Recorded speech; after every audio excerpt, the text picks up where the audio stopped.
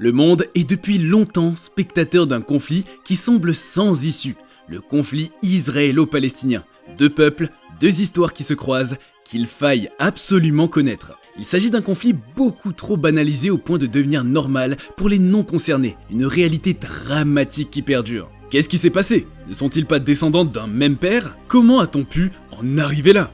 En gros, quelles sont les véritables origines du conflit israélo-palestinien? Ce sont des questions auxquelles cette vidéo apporte des réponses. On tient à notifier qu'elle n'a pas pour but de déterminer qui a raison ou pas, mais elle veut surtout apporter chez chacun le sentiment d'avoir reçu des informations claires et honnêtes sur la situation. 7 octobre 2023. Le 7 octobre 2023 restera désormais une date tristement mémorable, car elle aura donné lieu à un énième lot de victimes dans le conflit israélo-palestinien. La guerre a de nouveau éclaté suite à une attaque du Hamas, un groupe militant islamiste palestinien qui dirige la bande de Gaza depuis 2006. Ce 7 octobre, les combattants du groupe ont lancé un assaut contre Israël, faisant de nombreuses victimes, tant parmi les soldats que les civils. Bien que cette attaque ait pris Israël au dépourvu, l'État a rapidement réagi en lançant une opération de représailles. Le même jour, en effet, le cabinet israélien a officiellement déclaré la guerre au Hamas, suivi par l'ordre du ministre de la Défense d'imposer un siège complet sur la bande de Gaza par les forces de défense israéliennes. Depuis lors, des échanges quotidiens de tirs de roquettes ont lieu entre les deux parties. La situation humanitaire à Gaza, déjà chaotique depuis plusieurs années, s'est empirée avec des pénuries d'eau, de carburant et de fournitures, une situation intensifiée par le blocus israélien. Mais à qui ou quoi doit-on tout cela? Nous allons essayer de retourner au tout début afin de mieux connaître les deux peuples. Une même origine, des frères originels. Les racines historiques des peuples juifs et arabo-palestiniens remontent à des millénaires. Ils partagent une connexion avec la région du Levant, qui englobe les terres actuelles d'Israël et de Palestine, des liens culturels et linguistiques avec la région. En effet, les deux peuples ont un ancêtre commun, Abraham. De lui sont nés Isaac, à qui on associe la descendance juive, et Ismaël, fils de l'union d'Abraham et d'Agar, la servante de Sarah, anciennement princesse égyptienne. À Ismaël est associée la lignée arabe. Mais l'histoire n'est pas si simple que ça. Les Palestiniens ont évidemment une ascendance ismaélite, mais certains parmi eux ont aussi du sang juif. Oui, cela peut paraître étonnant, mais c'est quand même vrai. Cela s'explique par le fait qu'après la naissance de l'islam, certains juifs se sont convertis, devenant musulmans et adoptant une identité arabe. Et avant de continuer, précisons que l'affirmation selon laquelle tous les arabes sont ismaélites est fausse. Il y a les arabes ismaélites, édomites, madianites, moabites, ammonites et autres. La question dépasse en effet une histoire d'arabes, ismaélites et de juifs. Beaucoup de Palestiniens aujourd'hui ont un mélange d'origine ethnique et religieuse. Certains parmi eux ont aussi une ascendance agarène, une branche ismaélite, d'autres une ascendance édomite et autres encore. Diverses études génétiques ont mis en évidence le lien génétique entre Palestiniens et Juifs, et logiquement avec d'autres groupes du Moyen-Orient comme les Saoudiens, les Libanais, les Syriens, les Jordaniens, etc. De leur côté, les Juifs aussi connaissent des mélanges. Mis à part la dispersion à l'époque de Babylone, le peuple a également connu la dispersion romaine, la plus récente en l'an 70 de notre ère. Plusieurs ont migré vers l'Europe, recevant un certain degré de mélange avec les peuples européens, un mélange qui rend certains juifs légèrement différents de leurs frères sémitiques aujourd'hui. Et quand on parle de frères sémitiques, il s'agit non seulement des arabes restés au Moyen-Orient, mais aussi les juifs restés dans la région comme aussi en Afrique du Nord. En effet, pour les juifs européanisés, on parle quand même de milliers d'années d'intégration culturelle, politique, économique et sociale. Aujourd'hui, deux peuples avec des liens historiques, religieux et génétiques se font la guerre. Et pour découvrir et comprendre la forme moderne de l'origine du conflit, nous allons faire un bond d'un siècle en arrière. La déclaration Balfour.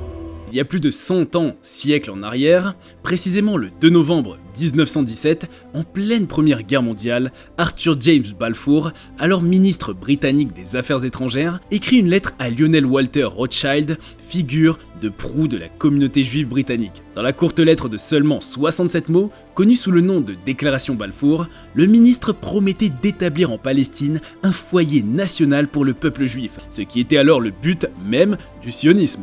Note en effet que, quelques années avant ce moment-là, précisément du 29 au 31 août 1897, se tenait le premier congrès sioniste à Bâle, en Suisse, impulsé par Théodore Binyamin Zeev Herzl. Cette initiative visant notamment à établir pour le peuple juif une patrie en Palestine qui soit garantie par le droit public, revenons donc à la déclaration Balfour. Le résumé en était qu'une puissance européenne promettait un pays dont les autochtones arabes palestiniens représentaient plus de 90% de la population à un mouvement sioniste. Les motivations? Elles étaient géopolitiques et financières. Les Britanniques ont alors créé un mandat, ce qu'on traduirait aujourd'hui par occupation ou annexion. Ce mandat dure de 1923 à 1948 avec pour but, entre autres, de faciliter une immigration juive massive provoquant logiquement des tensions et des protestations. Les Palestiniens étaient préoccupés par les changements démographiques et la perte de leurs terres au profit des Juifs.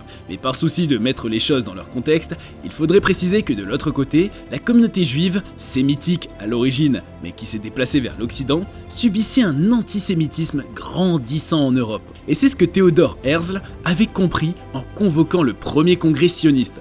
Les Juifs étaient en danger partout en Europe. Malheureusement, c'est en raison de ce sentiment d'être indésirés partout et surtout persécutés par les Européens que les sionistes se persuadent de trouver la paix en colonisant un territoire qui, selon l'histoire, a vu leur peuple naître. Ce sera donc avec l'aide des Britanniques et de la Société des Nations que l'ancêtre de l'ONU, contrôlée par les empires coloniaux, la France et l'Angleterre, que tout commence. Sous mandat britannique, la Palestine se voit donc dans l'obligation d'accepter d'accueillir les sionistes. Pourtant, ces mêmes Britanniques leur avaient promis une totale indépendance s'ils arrivaient à se débarrasser de l'Empire ottoman qui occupait encore la zone, mais qui allait déjà mal quand même. Les empires coloniaux rivalisaient depuis longtemps de s'implanter dans ce territoire symbolique pour les religions monothéistes. Il y eut donc la grande révolte arabe de 1916 à 1918, qui s'est soldée par la destruction de l'Empire ottoman. Cette destruction de l'Empire ottoman était aussi synonyme de victoire pour les empires coloniaux dans le Moyen-Orient, notamment les Britanniques, qui allaient pouvoir annexer la région et honorer la promesse de Balfour. Au final donc, les Britanniques n'auront pas respecté leur promesse d'indépendance au peuple palestinien qui restera le seul pays n'ayant pas accédé à son indépendance dans la région. Plutôt, c'est la promesse faite aux sionistes de donner des terres palestiniennes que les Britanniques vont chercher à respecter. De fait, cette attitude sera prise comme une grande trahison par les Palestiniens. Ce choix que beaucoup qualifieront de terrible et irresponsable va annoncer le début de la crise telle qu'on la connaît aujourd'hui. Par ailleurs, cette issue arrangeait grandement une Europe antisémite qui voulait se débarrasser de ce qu'ils appelaient un problème juif. Il fallait les persécuter pour qu'ils partent. L'une des preuves de cette réalité sera la Shoah pendant la Deuxième Guerre mondiale. Les années qui vont suivre, la venue des Juifs en Palestine vont être compliquées pour les deux peuples. Que s'est-il passé dans les années 1930 ? Les Juifs arrivent en Palestine, les tensions montent, déclenchant la révolte arabe de 1936 à 1939 en Palestine. En avril 1936, une grève générale de 6 mois est initiée par le Comité national arabe. Mais en réponse aux protestations contre le colonialisme et l'immigration juive croissante, les Britanniques lancent une campagne d'arrestation massive et procèdent à des démolitions de maisons, une pratique qui s'observe encore aujourd'hui. Une deuxième phase de révolte débute fin 1937. Elle est réprimée par le déploiement de 30 000 soldats par la Grande-Bretagne en Palestine, bombardant les villages, imposant des couvre-feux, des démolitions de maisons, des détentions administratives et des exécutions sommaires. Collaborant avec les Juifs, les Britanniques forment des groupes armés tels que les Special Night Squad, et dans le même temps, la Haganah, une organisation paramilitaire juive, s'est renforcée devenant plus tard la base de l'armée israélienne. En somme, la révolte a causé la mort de plus de 5000 Palestiniens, blessé 15 000 à 20 000 personnes et conduit à l'emprisonnement de 5600 autres au cours des 3 années tumultueuses. La Nakba de 1948 et les années qui ont suivi. En 1947, les Nations Unies proposent la résolution 181, préconisant une répartition en 2 États, juifs et arabes. Les Palestiniens rejettent la proposition car elle attribuait 55% du territoire à l'État juif, incluant des terres fertiles. Mais avant la fin du mandat britannique en mai 1948, des paramilitaires sionistes ont entamé des opérations pour étendre les frontières de l'État sioniste.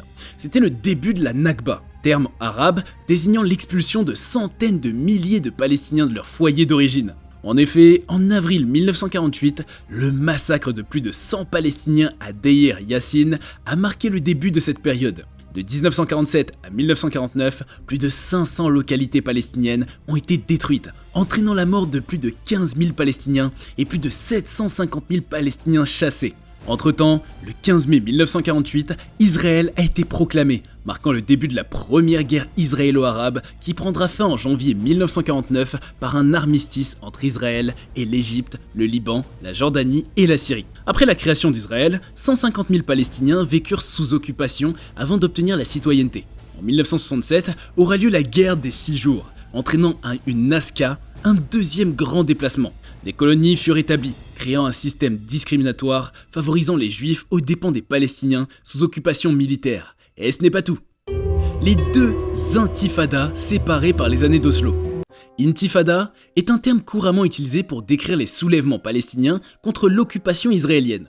La première intifada palestinienne débuta en décembre 1987 à Gaza, déclenchée par la mort de 4 Palestiniens dans une collision avec un camion israélien. S'étendant ensuite en Cisjordanie, l'intifada engendre des affrontements avec l'armée israélienne et marque la création du mouvement Hamas. En réponse aux révoltes, la répression israélienne marquée par la politique « cassez-leur les os » se traduit par des exécutions, des fermetures d'universités et des déportations. Au final, Bethléem rapporte 1070 Palestiniens tués et plus de 175 000 arrêtés. Cette première intifada donne lieu aux accords d'Oslo en 1993, créant l'autorité palestinienne AP. Celle-ci n'avait qu'une autonomie limitée et sera critiquée pour sa collaboration avec Israël. Une deuxième intifada débute en septembre 2000 après une visite jugée provocatrice d'Ariel Sharon, alors Premier ministre, à la mosquée Al-Aqsa.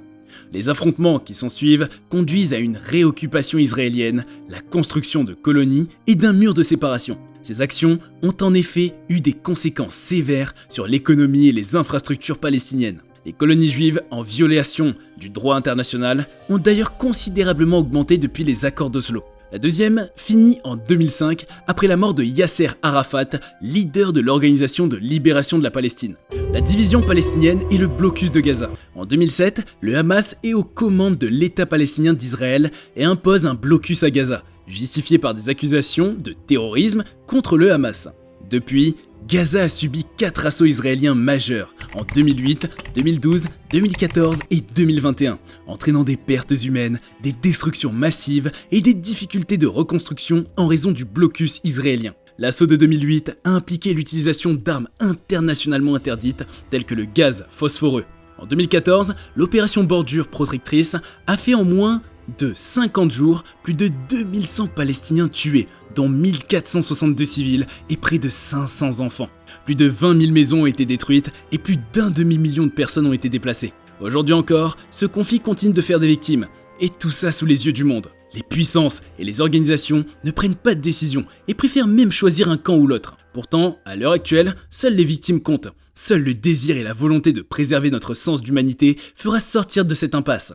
Sur ce, nous terminons cette magnifique vidéo que j'espère t'aura davantage éclairé. Et avant de nous quitter, surtout n'oublie pas de nous laisser un petit like et de t'abonner à notre chaîne pour plus de contenu. Merci beaucoup à toi qui nous a regardés et à bientôt sur Cultination.